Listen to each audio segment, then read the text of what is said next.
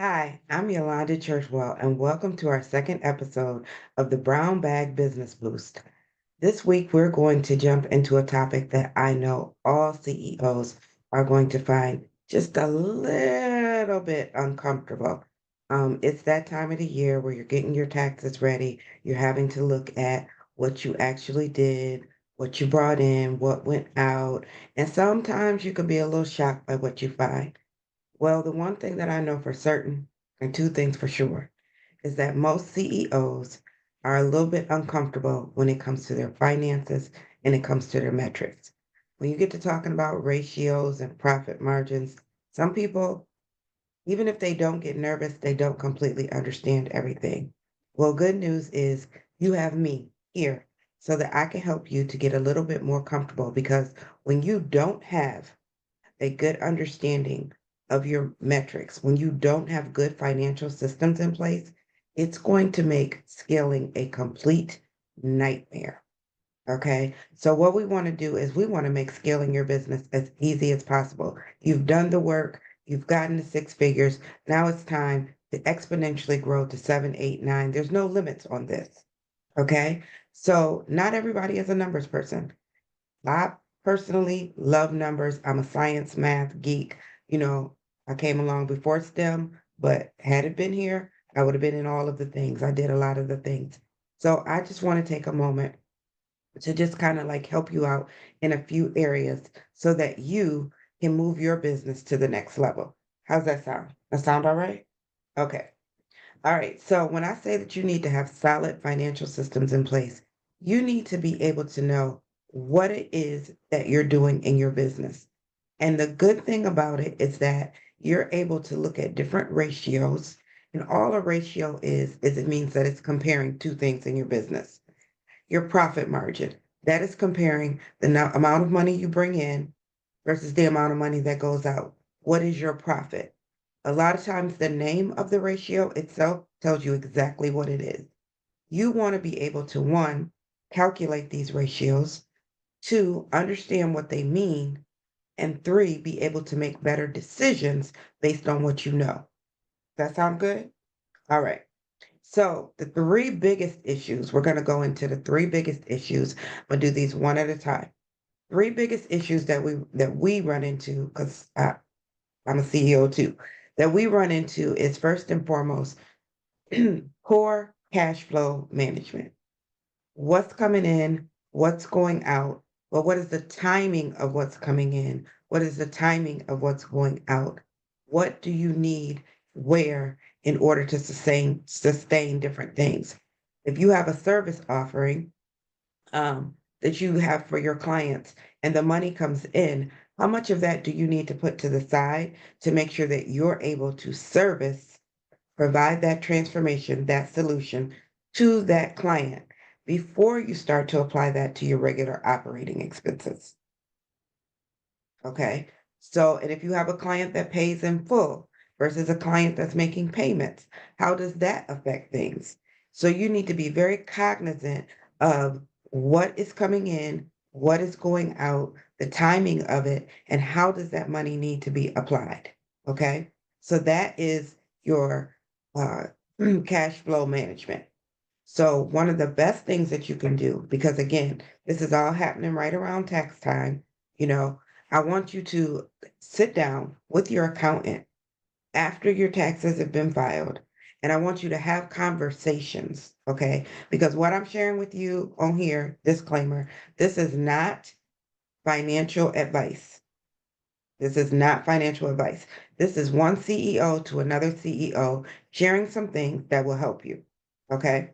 You should always, it's two things that you need in your business, always, and you cannot shortcut them.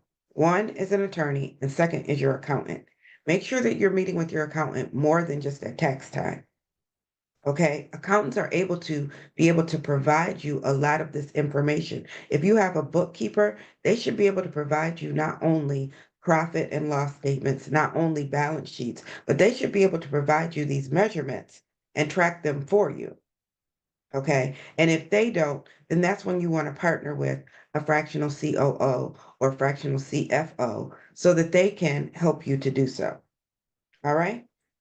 So just want to make that small disclaimer right there. So I don't want y'all coming for me, but some of y'all know my background and you say, well, Yolanda said, and that's what we're not going to do. Okay. All right. So the second biggest issue is that people do not accurately track their expenses.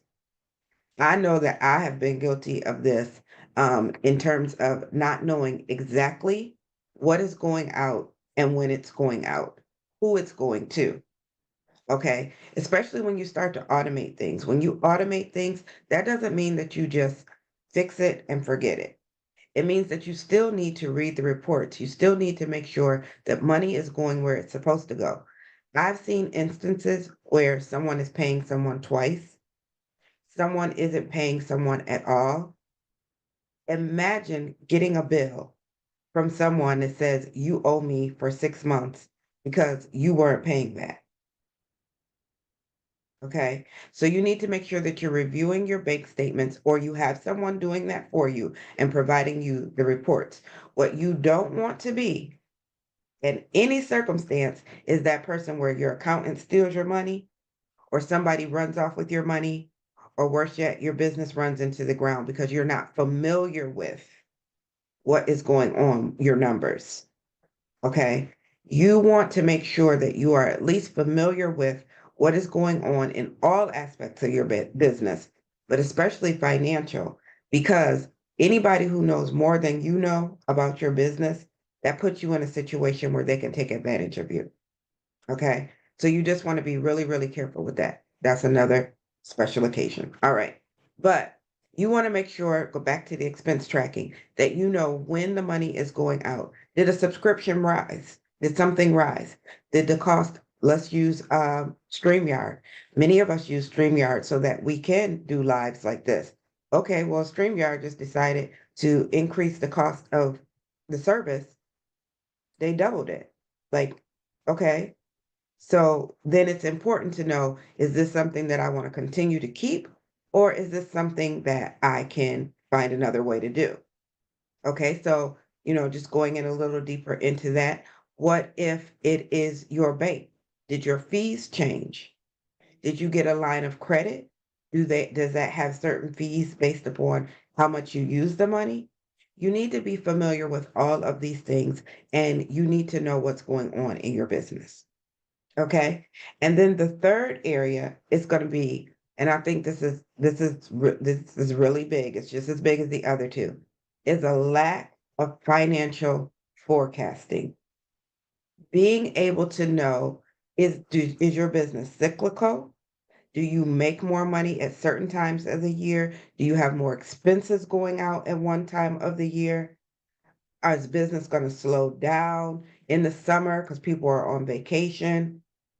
Are you going to be less able to take on clients at a particular time because of things in your personal life? Remember, it's not your personal life and your business. You have to figure out a way for there to be harmony between the two. And I don't like to use the word balance. I like to say harmony. Harmony means that we're going to all get along. And sometimes it's just like a relationship. You're going to have to put in a little bit more in one area. And so the other area you have to pull back from. Okay. So you want to be able to know what is going to happen in your business specifically. You need to know about the industry cycles, but you also need to know about your cycles. Okay. And you need to be able to understand what's going on so that you can pivot, you can shift, you can remove, you can put back. Having the right understanding of what's going on, that will help you to know, you know what? I haven't really been selling this offer right here. Maybe I should just stop putting money behind it. Maybe I should take that out of the forecast. Or you're having events and you're finding that your warm audience, you've kind of worked through it. So guess what? You need to make sure that you have new leads coming into that pipeline. You may need to have more ads. You may need to find other ways to organically offer what you offer, share what you share, so that people will know who you are and you continue to keep new customers coming in. All of these things, these are financial issues. These have to do with your financial systems in place, knowing and understanding what is going on in your business. Good news is There's, again, there's ratios. They tell you exactly what they're measuring. As CEOs, it's just on us to get more comfortable and understand what that means. And if you're someone who's still like, you know what, Yolanda, that's just not my thing. Math is not my thing. It makes my head hurt, you know, then that's where you partner with someone like me, a fractional COO, especially someone who has a financial background. And so that we come in, we partner with you so that we can take that off of your plate and be able to have the meetings with you to say, okay, this is the part that you need to know to keep you familiar, but I'm gonna take care of all of this stuff so you don't get a headache. Does that make a sense? All right, good. So let me tell you something else. When you are familiar with and you understand your metrics, when you get comfortable with the numbers, you're going to find that making decisions in your business automatically, automatically, that means that you don't have to do anything. It's just going to happen. When you get more comfortable with the numbers and you start to understand the different metrics, you're going to automatically making decisions in your business is going to become easier because a lot of times these metrics will show you exactly what you need to do. I'll use the example again of the event that I had in November. Originally, I wanted that to be a live event. I wanted to have it where people traveled, they came in, we were here for 3 days, we did the work. But I was able, when tickets weren't selling, I was able to look at my metrics. I was able to go into my CRM. Again, your CRM is going to provide you with a lot of information. I was able to go into my CRM. I was able to see that people were clicking on the registration page, but the click-through rate, actually buying the ticket, see, that's what that means, click-through rate, buy the ticket, was very low. So I was able to reach out to some of those people who had went on the page and ask them, do some market research, what kept you from buying? Now, had I not made those phone calls, had I not known how to look at those metrics, I would have thought, okay, nobody wants to come to the event. But what I found was that it just wasn't a good time to have a live event where people traveled in. It was the week after the election. It was in between the election and Thanksgiving. People have to get, a lot of people travel for the holidays. It was the end of the year. And so I was able, looking at those numbers, looking at the phone conversations, I was able to say, well, guess what? Let's make it a virtual event. So I made it a virtual event, restructured the pricing, and guess what? People started registering. But if you are not comfortable with your metrics, you can't make those decisions. And those are the types of decisions that as a CEO, you're going to constantly have to make, especially when you want to scale your business. Because at this point in time, you have to make sure of two things. One, your day-to-day operations for what you do are able to run without you running around putting out fires. So that you can, two, new opportunities are going to be coming up all the time. You've proven that you have your credibility. You've proven your credibility. You're an expert in what you do. People are looking for you for what you do, but they're also looking for you for the next thing. So you have to be able to be free and know how to plan out the next thing, how to measure which things are working and which things aren't working. All of that has to do with your numbers. All of that has to do with your metrics. All of that is rooted and grounded in the financial systems that you have in your business. But guess what? I got some good news. Y'all know I always come with some good news. The good news is that I have an invitation for you. I am having a master class on March the 28th. And y'all know me. It's when I say master class, we're gonna get in, we're gonna do the work, and we're gonna go away. Okay. We're not gonna be here for 4 or 5 days. All I need is one afternoon, and we're gonna create your action plan for the next 90 days. I'm gonna show you how you can better understand your metrics so that you can make the decisions so that you can scale your business. So I am personally inviting you to Execution Breakthrough: How Six-Figure Female Founders Are Escaping the Operations Trap to Two Times Their Business while working 50% less. In other words, y'all know me. I'm going to help you make more while doing less. So please, I want you to register today. And for those of you who say, you know what, I just need a little more help, I'm not understanding, make sure that you upgrade to VIP. When you upgrade to VIP, you're going to get instant access to a special system that's going to help you with your lead generation.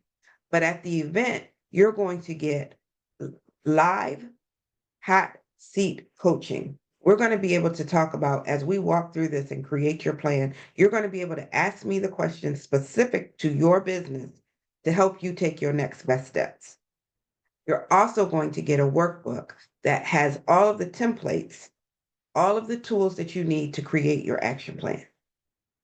So this is going to be on Friday, March the 28th. We're just going to kick Women's History Month out. We're going out with a bang. You know, when we were younger, it said, March come in like a lamb, go out with a lion, like a lion. Well, guess what? It came in pretty smooth. The temperature started increasing. So we might have a blizzard for those of you who, live like in Ohio, like I do. So might as well buckle down. Let's figure out what you need to do so that you can make your second, third, and fourth quarter all that you need it to be for your business, and you can scale to new heights. So you want to go to www.empoweredtoscale.com. I'll make sure I drop it in the comments, and make sure that you register today. This is an event you don't want to miss. But if you know that you're ready to work on understanding your financial systems, making sure that you're able to put in the processes, put the systems in place so that your business can scale, reach out to me today. All right? So thanks, and I will see you for next week's lesson, next week's session, next week's episode of the Brown Bag Business Boost. Have a good day.